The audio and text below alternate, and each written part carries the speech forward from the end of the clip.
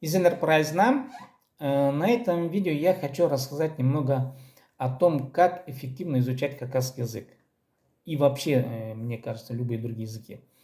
Давайте я сначала о хакасском языке, о той методике, которую я даю, и чтобы вы понимали, почему я именно так даю, а не по-другому. Дело в том, что я тоже сам изучаю языки, практикуюсь, и я пришел к следующим выводам, по крайней мере, из своего опыта. Первое, хочу сразу сказать, знание двух языков, хакасского и русского, имеется в виду, я говорю на хакасском и русском языке довольно свободно, да, без затруднений. Хакасский язык, конечно, я знаю лучше, чем русский язык, ну, намного лучше. Но, тем не менее, нужно признать, что знание хакасского и русского языков – это не моя личная заслуга. Вот это я хочу подчеркнуть сразу. Это не моя, еще раз подчеркиваю, личная заслуга. Это вообще не мои заслуги. Это заслуги, русский язык – это заслуги того окружения, где я вырос. Да? Хакасский язык – это заслуга моих родителей, которые меня научили говорить на этом языке. Это не мои заслуги, это заслуги моих предшественников. Это заслуги моего окружения. Я, конечно, благодарен бабушке, допустим, да, и моим родителям, которые с детства меня обучали хакасской речи. Они об этом, наверное, не думали, чтобы не учить, допустим, да, а сделать акцент на русский язык, как другие родители. Вот у нас же есть родители, которые говорят, вот зачем изучать хакасский язык, он не нужен, он нам в жизни не пригодится, допустим, да. На самом деле эти родители сделали большущую ошибку в стратегии и вообще в непонимании развития общества. Они не понимали, куда общество движется. В общем, много чего не понимали. Образовательный уровень у людей был очень низкий, на самом деле, в понимании развития интеллекта человека. Русский язык, конечно, он дает очень много преимуществ в обустройстве на работу. Тут проблем нет, да. Хакасский язык этих преимуществ не дает. Вот главная ошибка родителей. А сейчас ситуация стала другим образом. На работу можно устроиться, да, а что потерян? А потерян интеллектуальный запас. Ну, я имею в виду, когда человек с двуязычного уровня опускается на одноязычный уровень, у человека получается интеллектуальные возможности у человека понижаются, вот просто максимально понижаются. Об этом родители почему-то не думали, ну, не могли об этом подумать. И теперь смотрите, вот. Это вот причина. Вот. Еще раз говорю, знание хакасских русских языков, в этом моей личной заслуги большой нет. Фундаментальной заслуги у меня там нет. Да, конечно, я потом обучался хакасской речи, да, поступил, закончил филологический факультет, допустим, да, но это уже на базе тех знаний, которые мне были даны. Я их уже чуть-чуть усилил, да, ну, грамматику подучил. Ну, стихи научился писать на хакасском языке. Но базовая заслуга говорения – это первые 7 лет с детства. И теперь я подумал, а какова моя личная заслуга? А сам я могу выучить другой, третий, четвертый, пятый языки без того, чтобы меня кто-то обучал с детства, без понимания этого, да, я не понимал. А как я сам теперь могу выучить? И вот я решил начать учить другие языки. Почему? Потому что мне надо понимать, а как в реальности это происходит на самом деле. Многим преподавателям хакасского языка кажется, что вот они обучают хакасской речи, да, ну, других людей, но своих детей они почему-то многие преподаватели, вот замечаю, обращаю внимание, своих детей хакасскому языку обучить не могут. Говорить внятно на том же уровне, на котором они владеют сами. Учителя хакасского языка, повторяю еще раз, обучить своих детей внятно не могут. Почему не могут? Они не задаются этой целью. У них нет этой цели обучить хакасскому языку и подтянуть детей до такого же уровня. Я удивляюсь этому явлению, ну, раньше удивлялся, сейчас не удивляюсь, потому что понимаю, почему это происходит на самом деле.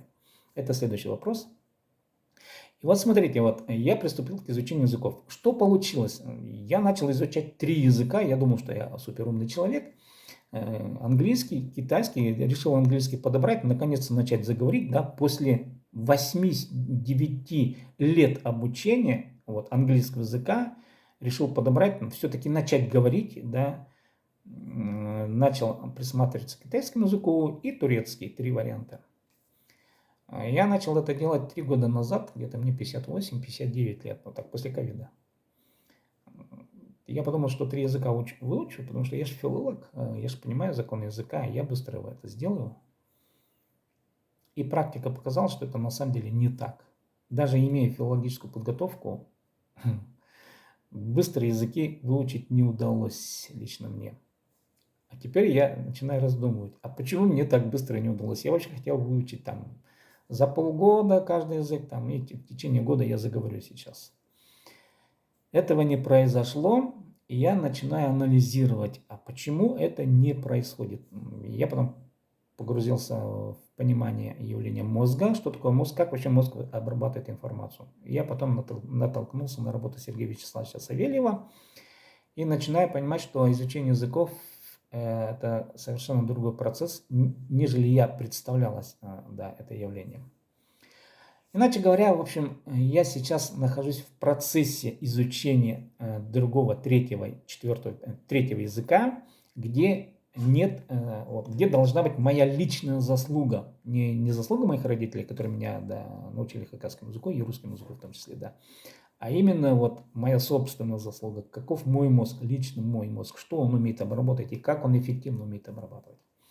И вот тут уже, конечно, мы начинаем думать о методике. А как вообще изучать новый язык? Тот язык, вот как может мозг изучать новый язык? Какие возможности, вот, да, биологические возможности, интеллектуальные возможности, в общем, от чего это зависит? И оказалось, что это зависит только от биологии мозга. Ну, это другой очень большой вопрос, да, как человек усваивает информацию. Но технически выглядит это следующим образом. Предположим, мы изучаем хакасский язык, это новый язык для вас, да, не говорили, плохо понимаете, допустим, вообще никак не понимаете. У каждого свои стартовые возможности, но я даю следующую методологию. Конечно, я захожу через грамматику. Почему? Потому что без грамматики можно обучать языкам. Я своих детей, давайте еще, я отвлекусь опять на систему обучения. Я обучал своих детей без грамматики. Я им грамматику не всовывал, вообще никак. Почему? Потому что я каждый день с ними находился в общении. И я говорю, изен, ребенок начинает говорить на русском языке, чай дай, пить хочу. Я говорю, аттаддарлып, сугазирим кильче. То есть на каждую русскую фразу я аттаддарлып, а по-хакасски. И он не знает, я говорю, таддарлып, сугазирим кильче. И ребенок это слышит 100 раз, 1000 раз. Атаддарлып, сугазирим кильче. Атаддарлып, сугазирим кильче. Сегодня слышит, завтра слышит, послезавтра слышит. Тут грамматика не нужна, тут просто мозг запоминает это и все. Ну, такова биология запоминает там не с первого раза, там с 10-го, с 20-го, с 50-го, со 100 повторений. Количество повторений имеет значение. Одну и ту же фразу, если повторите один раз, проговорите, не запомните. Вы никогда не запомните. Да. Повторите 100 раз, запомните. 1000 раз, она крепко усвоится. Накрепко, никогда не забудете. 1000 раз повторенная одна и та же фраза, при разных ситуациях вы никогда эту фразу не забудете. Ну, только при особых случаях, я уже не говорю там о болезнях, да. При нормальных случаях вы никогда не забудете. Вот изучение языков – это количество повторений, физических повторений. Мы должны губами проговорить. Миның сугзерим килше. Мне хочется воды или пить хочу. Азыранырым килше. Я хочу кушать. Азыранырым килше. Сначала медленно. Азыранырым килше. Потом азыранырым килше. Азыранырым килше. Каждый день проговаривайте. Азыранырым килше. Перед тем, как сесть покушать, проговаривайте. Азыранырым килше. Азыранырым килше. Каждый день. Вы на 10-й, 20-й день точно запомните. Вы не забудете. Вот. И со своими детьми я занимался таким образом. Конечно, у них выбора не было. Да, запомнили. А теперь в случае обучения через интернет, онлайн обучение, как тут все выглядит? Тут, конечно, все иначе на самом деле. Иначе в том смысле, что, смотрите, я 2 раза провожу неделю занятий. Почему 2 раза? В принципе, этого времени достаточно, чтобы остальные дни полученную информацию, вот там в основные 2-3 дня, да, закрепить, максимально закрепить. Я стараюсь давать информацию столько, чтобы именно за 2-3 дня эту информацию можно было бы закрепить достаточно, ну, достаточно неплохо, условно, да. Теперь, как заучивается информация, как человек эффективно заучивает слова. Первое, это нужно делать следующие действия. Конечно, каждый день. После урока, допустим, в течение часа, если вы утром отзанимались, допустим, да, в течение часа надо будет обязательно вспомнить и повторить эти же фразы. Обязательно. То, что прошли на уроках. Потом в течение 3 часов, то есть после часа 10-15 минут повторили. Потом прошло еще 2 часа, опять 10-15 минут повторили. Потом прошло где-то 5-6 часов, опять 10-15 минут повторили. То есть после утренних занятий в течение дня надо будет повторить примерно как минимум 3 раза в течение дня. Если вы будете повторять больше, допустим, в течение дня будете повторять, скажем, 8 раз, но по 5 минут, через каждый час по 5 минут, да. Если вы поставите себе такую дисциплину ума, тогда вы намного быстрее выучите язык. Вот намного быстрее. И опережать будете всех, кто будет медленнее или меньше повторять, делать меньше повторений. Задача только повторение. И все. Больше ни в чем. Весь секрет обучения языкам – это повторение. 1000 раз повторили одну и ту же фразу, вы четко запомните. 10 раз повторили, запомните. 1 раз или ни разу не повторили, все, информация не усвоится. Забудется на 90%. В течение суток, как говорят исследователи, информация, где-то 90% информации забывается. Ну и вы сами, наверное, понимаете. После занятия обязательно, если вы не повторили, а только перед занятием просматриваете материалы, что-то вспоминается, но большая часть уже забыта. Поэтому приходите на занятия, да, опять вспоминать, опять заучивать надо. Но если после занятия вы повторили в течение часа, есть шанс, что у вас нейронные связи будут закрепляться крепче. Это сигналы, биологические сигналы. Вот поэтому, а теперь грамматика. Почему? Вот как я даю грамматику.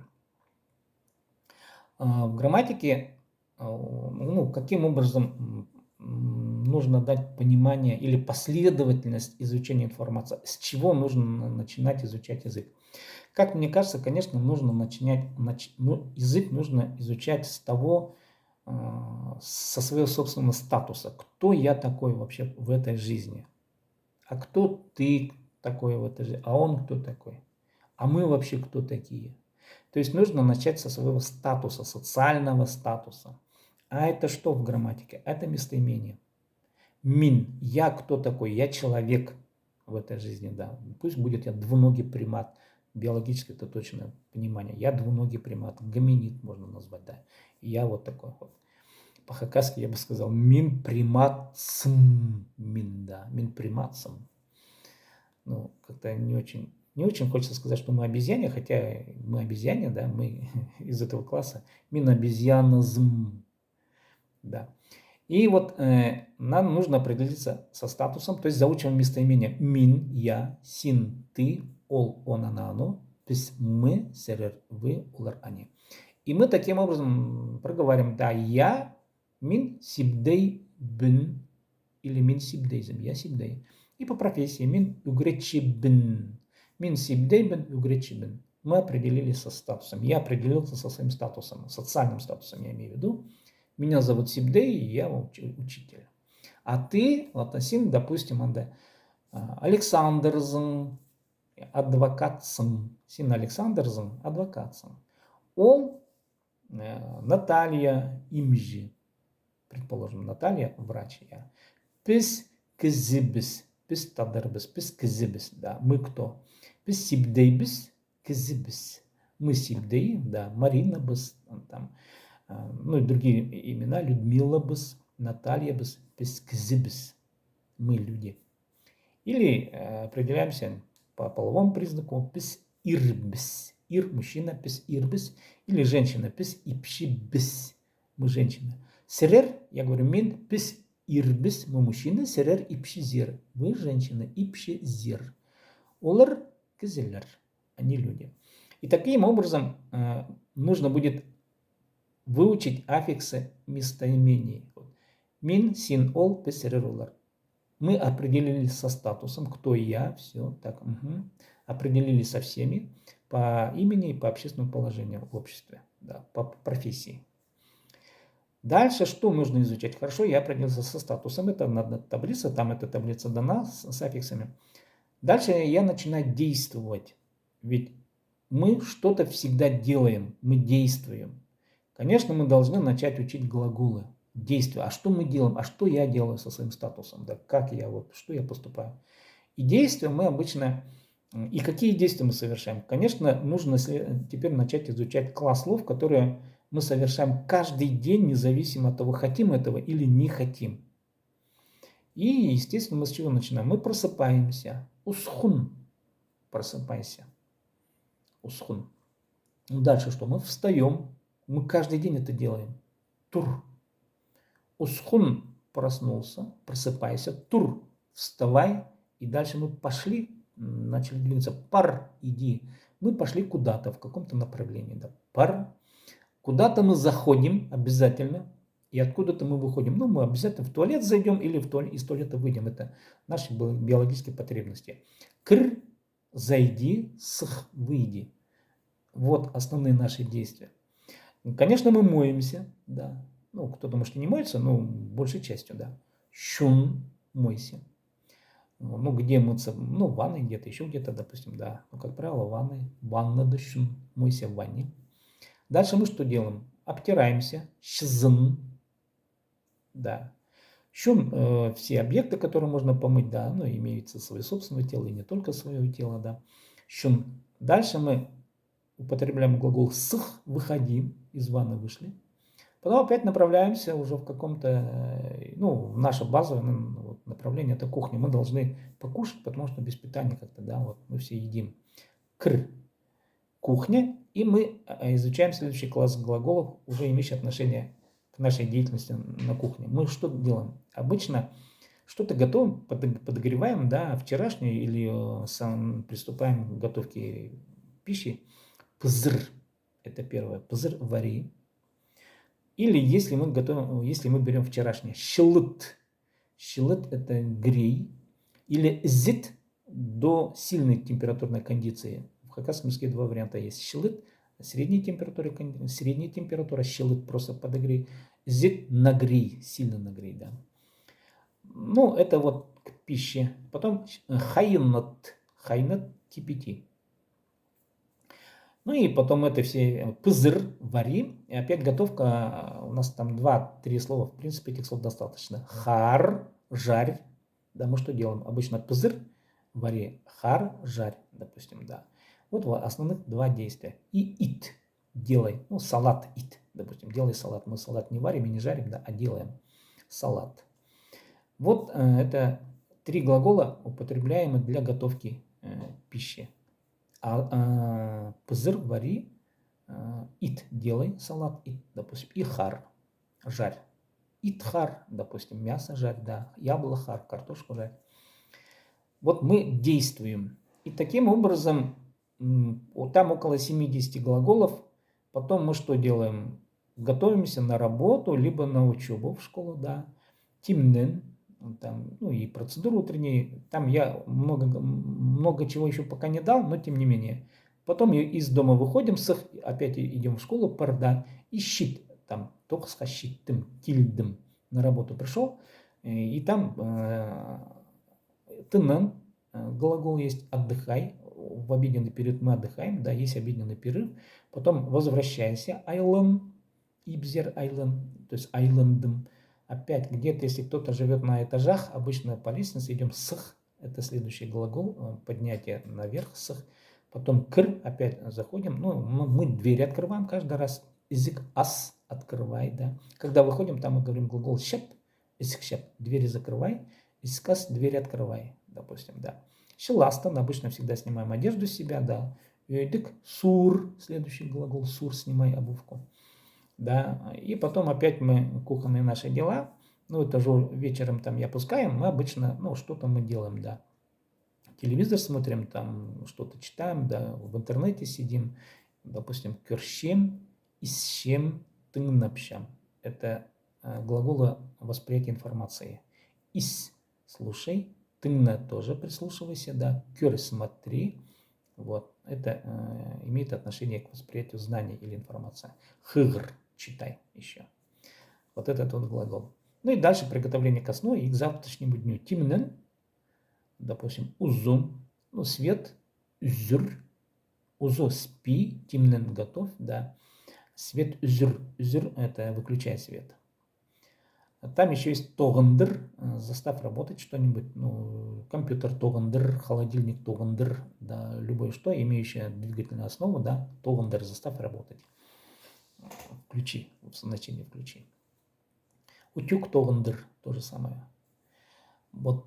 И, конечно, что нужно сделать? Нужно заучить класс действий. Их нужно заучивать.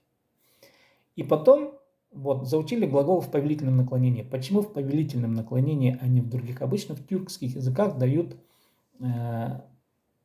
инфинитивную форму арга-ерги, как правило. Ну, я не стал этого делать. Почему? Потому что надо будет объяснять, вот, парерга, идти. А теперь я буду говорить, вот смотрите, чтобы в настоящее время нам употребить глагол в настоящее время, надо парерга, арга, аффикс убираем, а потом подставляем ча. Парща.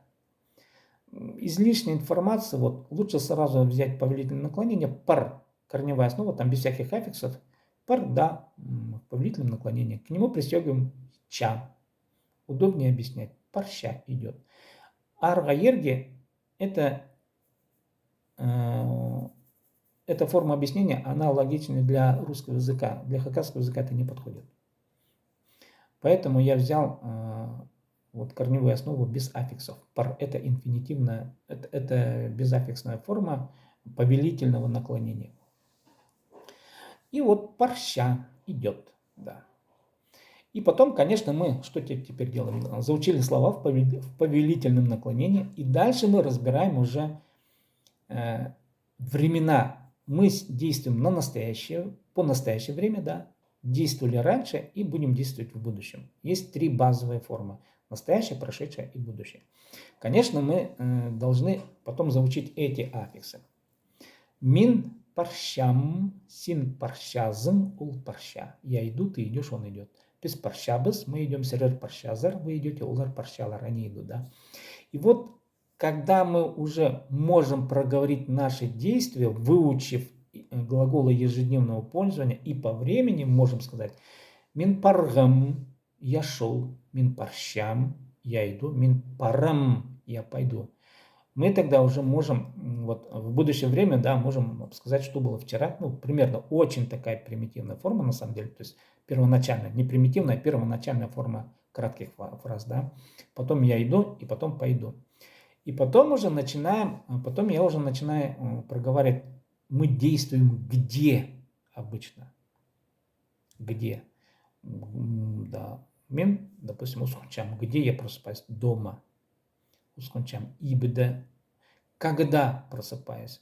Утром. Иртен. Даю время, ну, категория дня. Иртен обед. Иртен кнюрте ир. Да. Утро, обед, вечер. Иртен кнюрте ир. Хара. Ночь. И мы действуем в этих временных категориях. Изучаем время. Потом изучаем, вот падежи. Что такое падежи? Это уже действие, когда мы что-то делаем. Какие-то обстоятельства, вот, да, вот, падежная форма. Они, что такое падежи, вот, с точки зрения смысла жизни? Это разнообразие форм действия, ситуаций действия. Это ситуативные действия. Где, с кем, когда, в каком месте, куда я иду, с кем иду, по какой плоскости я передвигаюсь, да, и так далее. Это все падежные формы. Их нужно понемножку осваивать. Вот я сижу, где я сижу, в каком месте. Это падежная форма. Оранга падеж, местным падеж, там даде, татин, данде. Ибде, одер, щам. Я дома сижу. Мин, ибде, одер, щам. Да. И так далее. А дальше уже потом, ну, я даю уже числительные. Почему? Потому что мы очень тесно связано с количественными явлениями, да, нам где-то что-то нужно купить, то есть нам нужно по времени определиться, когда мы действуем, да, в какой период времени, по часам именно. Потом мы что-то где-то покупаем, идем на рынок, в магазин, да, числители нужны для того, чтобы определиться, вот, что чего, за сколько стоит, и купить. Вот эти все дела. Потом уже я даю прилагательные, то есть, а какие есть формы красоты явлений, то есть какими свойствами обладают те или иные вещи. Допустим, человек, кз. Какой человек? Красивый человек, некрасивый человек. Начинаем проговаривать уже характеристики человека, это уже прилагательное. Потом проговариваем, вот каким образом что как-то происходит, как происходит действие. Ну, там наречие есть, и еще другие формы, глагольные формы. И таким образом последовательно наслаиваем и усложняем речь. Вот. И с точки зрения грамматики это выглядит, вот я, по крайней мере, выстраиваю систему обучения таким образом, чтобы грамматика помогала выражать сложные конструкции, сложные речевые конструкции. Вот я выстраиваю свою систему обучения именно таким образом. Нам грамматику в институтах, скажем так, дают другим образом, не в этой последовательности, в которой я сейчас отрабатываю. Дело в том, что в школах другая методология, там другие принципы. Вот. Я сейчас обсуждать не хочу это явление.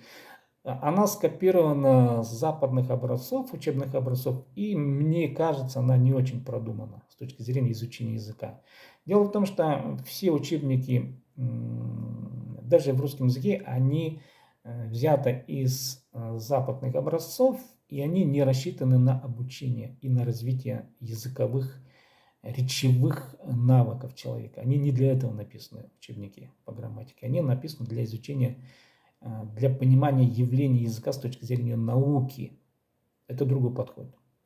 Но не для говорения, не для развития речевых навыков. Для этого грамматика не рассчитана. Поэтому вот та методология, которую я сейчас выстраиваю, она рассчитана именно для говорения, для последовательного логического развития, последовательности навыков. Сначала мы, еще раз говорю, должны определиться со статусом «кто я?». Это местоимение. Да. Потом мы определяемся с явлениями движения. Это глаголы ежедневного пользования. Потом мы должны научиться говорить, когда я действовал, вчера, сегодня действую или завтра буду действовать. Потом с кем я, потом действую, вот с кем, когда, куда пойти мне, с кем пойти, да. Вот это уже поддержанная форма. Потом, каким образом я должен действовать. Это, да. Как мне характеризовать человека, хороший, плохой человек. Это прилагательное. Каким образом, это наречие, допустим, да. Там есть еще, каким образом глагольная форма есть, причастие, так называемые идеи причастия. Это уже мы характеризуем действие, как я действую. Допустим, да, прыгая действую или не прыгая, там, в общем, другие формы. Есть еще там вспомогательные другие речевые конструкции, например, называются послеологии. Они обогащают речь, да.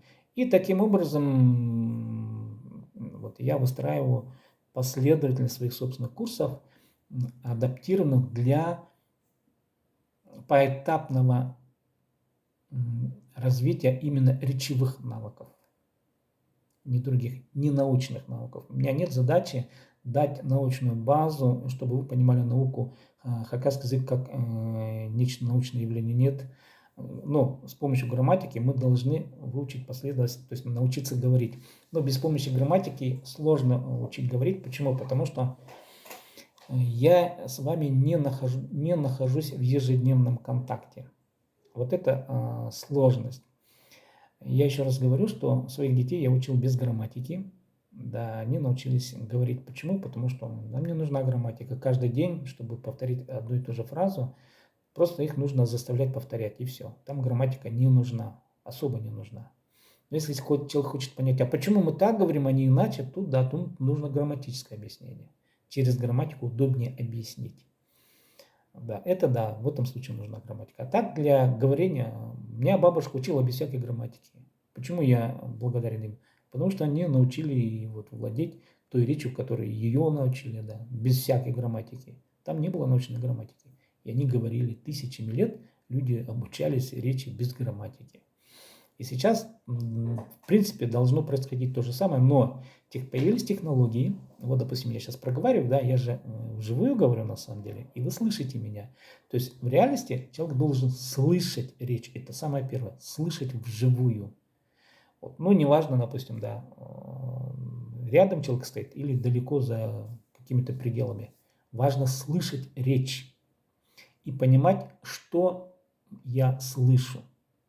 И вот это слышание речи нужно повторить. Вот и все. Весь секрет изучения языков. Слышание речи нужно повторить много-много раз. Количество повторений имеет значение для воспринимающего. Один раз повторил, один эффект. 100 раз повторил, второй эффект. 1000 раз повторил, третий эффект. Только воспринимающий может показать результат. И на этом я сейчас, наверное, завершаю вот свой такой длинный монолог по изучению языка. Еще раз хочу обратить внимание на следующее. Заслуга знания хакасского языка и русского языка мной. Это не мои личные заслуги, это заслуга моих родителей. То, что хакасский язык я знаю с детства, это заслуга моих родителей. Они обучали меня без грамматики, научили говорить. Это база. Научить говорить — фундаментальная база. Вторая часть, письмо и науки, вот, другие литературные навыки, они уже накладываются на базу, на говорение. И теперь второй важный компонент того, что я проговариваю. Мы должны сами понять, развивать свой собственный интеллект сами. Не накладывая и невзирая на то, что вот меня родители этому не научили. Да, меня тоже не научили многим иностранным языкам. Я на английском не умею говорить. Я хочу научиться говорить именно, да, воспринимать речь. Многим языкам меня никто не научил. А я хочу говорить на 5 языках, как минимум, или на 7.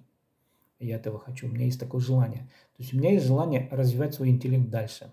Не уповать на родителей. Вот меня родители не научили, там хакасскому не научили, английскому не научили. И многим вообще они меня многому не научили, да. Вот они и виноваты. Немножко не так.